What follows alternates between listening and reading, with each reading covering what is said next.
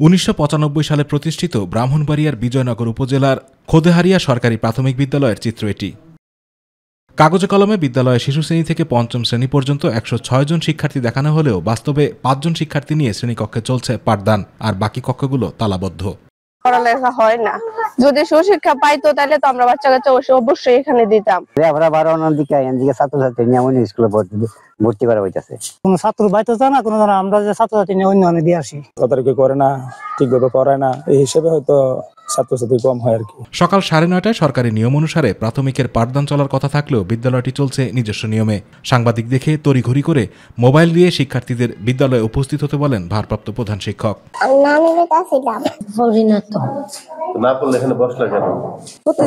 উপস্থিতি অল্প বিদ্যালয় ঝুঁকিপূর্ণ দেখিয়ে পাশেই টিনশেডের একটি কক্ষ বরাদ্দ নেন প্রধান শিক্ষিকা, কিন্তু সেখানেও অনিয়ম। ওই ঘরটি তালাবদ্ধ রেখে ঝুঁকিপূর্ণ কক্ষেই ক্লাস নিচ্ছেন তিনি। না তালা হইব হুলি প্রতিদিন তো হুলি ফুলে ওই যে এরকম তালা হুলা দিছি না, আমরা রুম এটা পরিত্যক্ত ভবন, আমরা এরপরে তো একটু রিক্সি এখানে করতেছি, আমরা প্রয়োজনে এখানে আর ফিউচার না করছি, এটা শুধু ওইটার মধ্যে ক্লাস করানোর জন্য। এ বিষয়ে শিক্ষা কর্মকর্তার কাছে জানতে চাইলে তিনি বলেন, অভিযোগগুলো খতিয়ে দেখে আইনানুগ ব্যবস্থা নেওয়া হবে। অনিয়মগুলো আপনারা বলতেছেন, সেই অনিয়মগুলো আমি খতিয়ে দেখব এবং যদি সঠিক হয় তাহলে তার বিরুদ্ধে যথাযথ ব্যবস্থা নেওয়া হবে।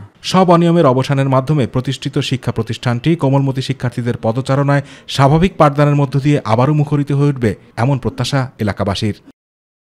আতিকুর রহমান তিতাস, মাই টিভি।